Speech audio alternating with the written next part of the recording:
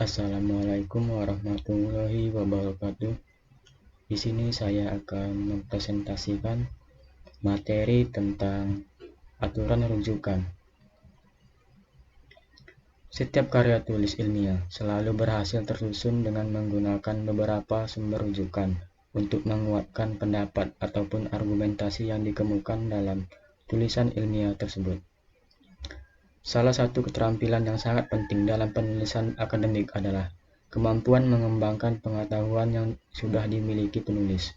Lazimnya, penulis harus mampu menambahkan kemampuan ini melalui catatan sebagai pandangan atau data dari sumber lain sebagai rujukan. Dengan membandingkan argumen dan data yang sudah ada, penulis dapat memperkuat gagasan-gagasannya. Penulis harus mencantumkan sumber-sumber informasi dan gagasan mereka yang dimanfaatkan dalam tulisan mereka. Bila tidak, maka keterampilan intelektual ini akan beresiko menjadi satu plagiarisme. Plagiarisme adalah mengambil gagasan orang lain dan memperlakukannya sebagai milik sendiri, tanpa mengakui sumber-sumber gagasan atau informasi. Plagiarisme sering terjadi karena tiga hal. Yang pertama, penulis tahu dia harus mengakui gagasan atau informasi yang dipinjamnya, tetapi sengaja tidak mengakuinya. Yang kedua, penulis tidak tahu bila dia harus mencantumkan gagasan atau informasi yang dipinjamnya. Yang ketiga, penulis secara tidak sengaja salah mencantumkan suatu gagasan atau informasi yang dipinjamnya, sehingga seakan-akan gagasan atau informasi tersebut miliknya. Dalam melakukan referensi, dapat didokumentasikan dengan dua cara. Yang pertama, cara sistem tradisional. Yang kedua, sistem Harvard. Dalam sistem tradisional terbagi lagi menjadi catatan akhir, dan sistem Harvard terbagi menjadi tiga. Yang pertama, pereferensian dalam teks, yang kedua pereferensian dalam catatan kaki, dan yang ketiga daftar kepustakaan. Yang pertama, sistem tradisional. Dalam daftar rujukan atau daftar dianggap sebagai hutang intelektual. Dalam karya tulis dapat didokumentasikan dengan menggunakan catatan kaki atau catatan akhir sistem tradisional atau dikenal sebagai sistem Chicago. Semua rincian bibliografis atau kepustakaan dari sebuah buku atau artikel dituliskan pada catatan kaki, kadang-kadang pada catatan akhir, sebuah halaman tempat rujukan dilakukan, atau pada halaman yang berkaitan. Pada referensi, istilah-istilah seperti ibid, objit, dan logit, dan sebagainya digunakan untuk menghindari pengulangan rujukan yang panjang. Nomor halaman rujukan ditulis dengan superscript.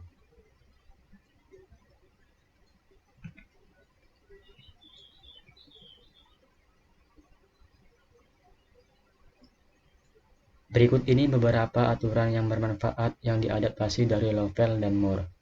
Yang A. Bila sebuah referensi pada sumber yang sama mengikuti secara langsung atau consecutively. Dalam kasus ini, kependekan Latin ibid yang artinya sama diikuti nomor halaman dapat digunakan sebagai referensi kedua. Bila referensi adalah pada halaman yang sama, gunakan ibid saja.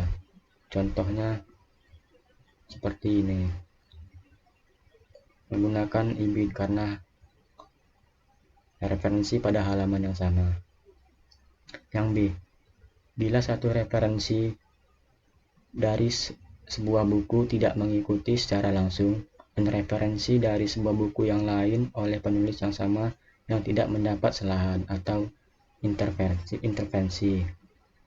Dalam kasus ini, tulislah nama penulis, kemudian objek atau pada karya yang dirujuk, kemudian diikuti nomor halaman. Yang C. Bila referensi kedua yang tidak langsung atau non-konsekutif dibuat untuk bab-bab dalam buku atau artikel, dan referensi untuk karya oleh penulis yang sama tidak disela. Dalam kasus ini, tulislah nama penulis, kemudian logit yang artinya pada tempat yang disitir, dan nomor halaman. Contohnya seperti ini. Yang D. bila referensi-referensi dilakukan untuk lebih dari satu karya oleh penulis yang sama. Dalam kasus ini, referensi kedua dan selanjutnya untuk karya-karya yang berbeda dari penulis yang sama harus diidentifikasikan dengan nama penulis, judul ringkas karyanya, dan nomor halaman. Contohnya seperti ini.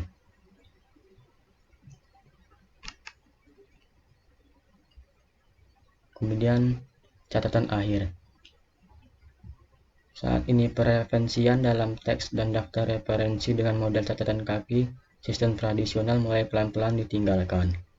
Sebagai penggantinya, banyak penulis menggunakan catatan akhir.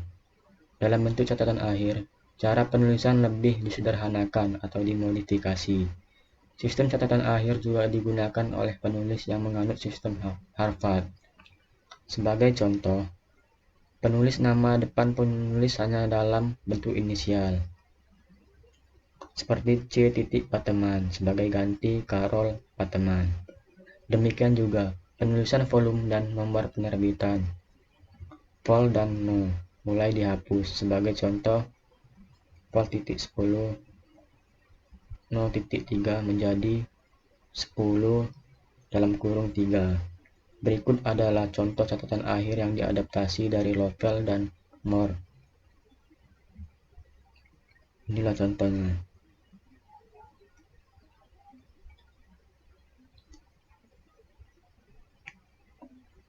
Kemudian cara yang kedua yaitu sistem Harvard. Dalam sistem referensi Harvard, setiap referensi harus yang pertama ditunjukkan setiap kali kita menggunakan dalam teks. Ini disebut in-text referencing atau pereferensian dalam teks. Yang kedua, didaftar sekali dalam daftar referensi atau bibliografi atau daftar kepustakaan. Kemudian pereferensian dalam teks. Sistem Harvard atau author date atau author year terdiri dari nama penulis dan tahun penerbitan karya, serta diikuti nomor halaman bila diperlukan. Nama penulis, tahun penerbitan, dan nomor halaman dapat diapit dengan sepasang tanda kurung. Referensi dalam teks hendaknya meliputi yang pertama, nama keluarga atau nama akhir atau nama paling belakang penulis. Yang kedua, tahun publikasi, edisi atau publikasi terbaru. Yang ketiga, nomor halaman bila tersedia. Contohnya seperti contoh ini.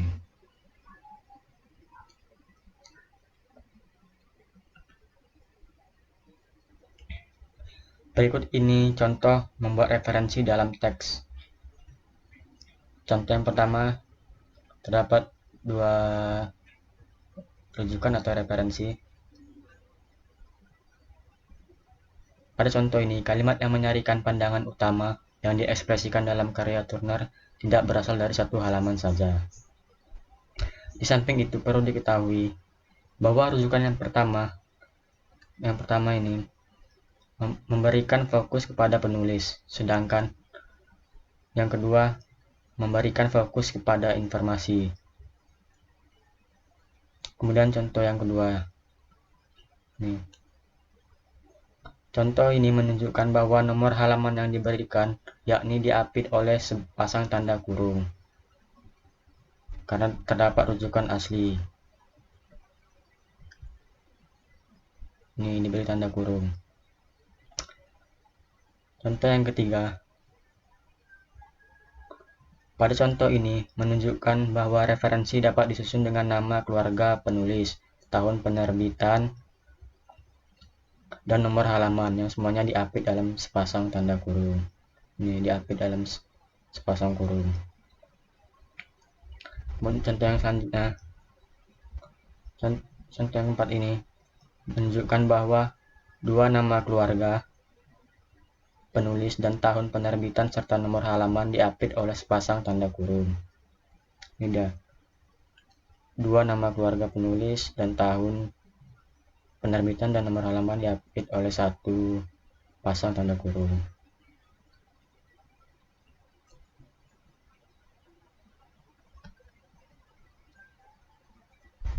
Selanjutnya, bila lebih dari satu karya yang disitir, referensi harus dalam bentuk alfabetis dan menggunakan tanda titik koma.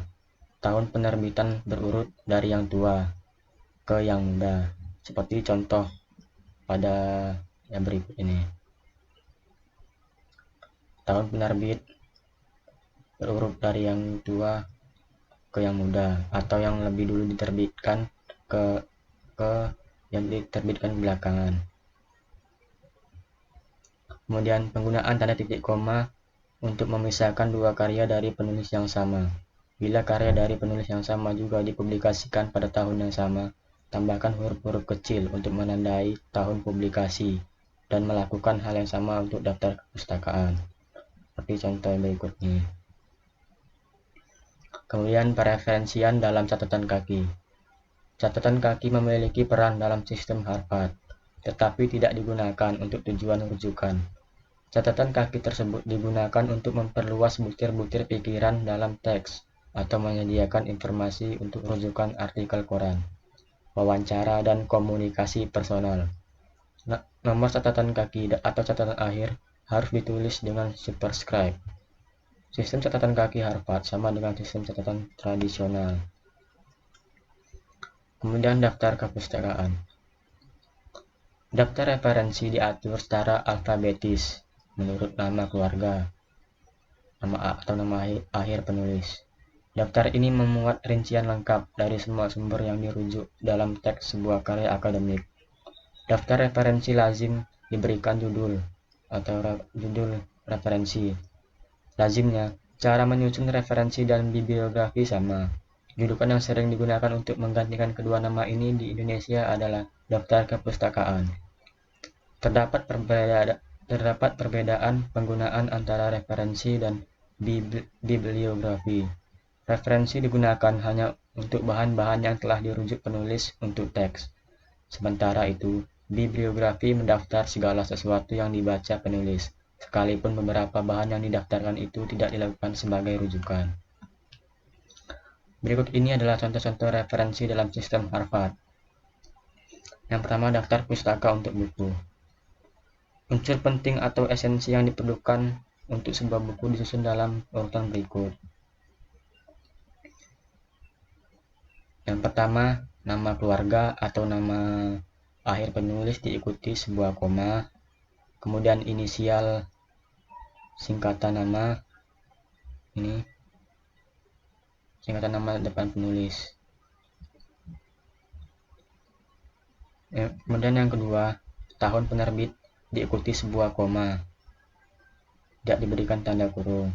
Kemudian yang ketiga, judul buku ditulis cetak miring, diikuti satu tanda koma.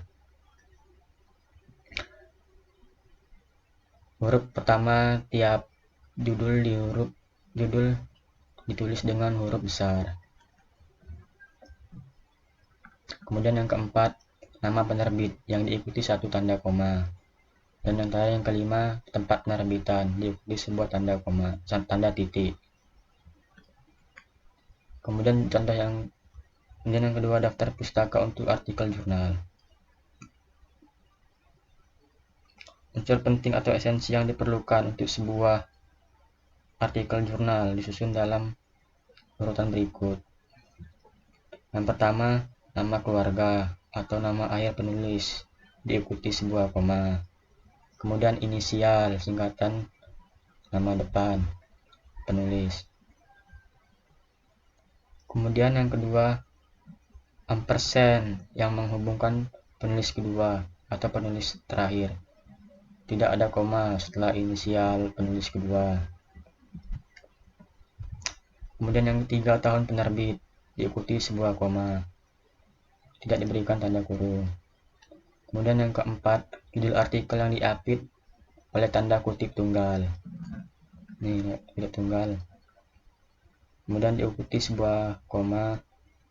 Huruf pertama kata judul ditulis dengan huruf besar. Kemudian yang kelima, judul jurnal diikuti sebuah koma. Huruf pertama kata judul ditulis dengan huruf besar. Yang keenam, volume jurnal. Yang ketujuh, nomor edisi. Dan yang ke-8 nomor halaman dari artikel, diikuti sebuah titik. Kemudian yang ketiga, daftar pustaka untuk majalah. Unsur penting atau esensi yang diperlukan untuk sebuah majalah disusun dalam urutan sebagai berikut nih. Yang pertama, nama keluarga atau nama akhir penulis diikuti sebuah koma. Kemudian inisial penulis. Ya. Kemudian yang kedua, tahun penerbit diikuti tanda koma, tidak diberikan tanda kurung. Kemudian yang ketiga, judul artikel yang diapit oleh tanda kutip tunggal, diikuti sebuah koma. Kemudian yang keempat, nama majalah diikuti sebuah koma. Huruf pertama kata majalah ditulis dengan huruf besar. Kemudian yang kelima, tanggal dan bulan penerbitan. Kemudian yang keenam, nomor halaman majalah diikuti sebuah titik. Kemudian yang keempat, daftar pustaka untuk publikasi elektronik. Unsur penting yang diperlukan untuk sebuah publikasi elektronik bergantung kepada jenis publikasi tersebut. Akan tetapi, unsur-unsur yang lazim diperlukan adalah sebagai berikut ini. Yang pertama, nama keluarga atau nama akhir penulis, diikuti sebuah koma. Kemudian inisial, singkatan nama depan penulis. Kemudian yang kedua, tahun penerbitan, diikuti sebuah koma, tidak diberikan tanda kurung. Kemudian yang ketiga, judul artikel yang diapit tanda kutip tunggal, diikuti sebuah koma. Huruf pertama kata judul diberi huruf besar.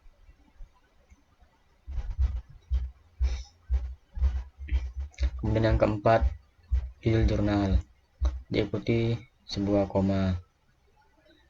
Huruf pertama kata judul ditulis dengan huruf besar. Kemudian yang kelima, volume jurnal. Yang keenam, halaman. Yang ketujuh, tanggal, bulan, dan tahun pengaksesan.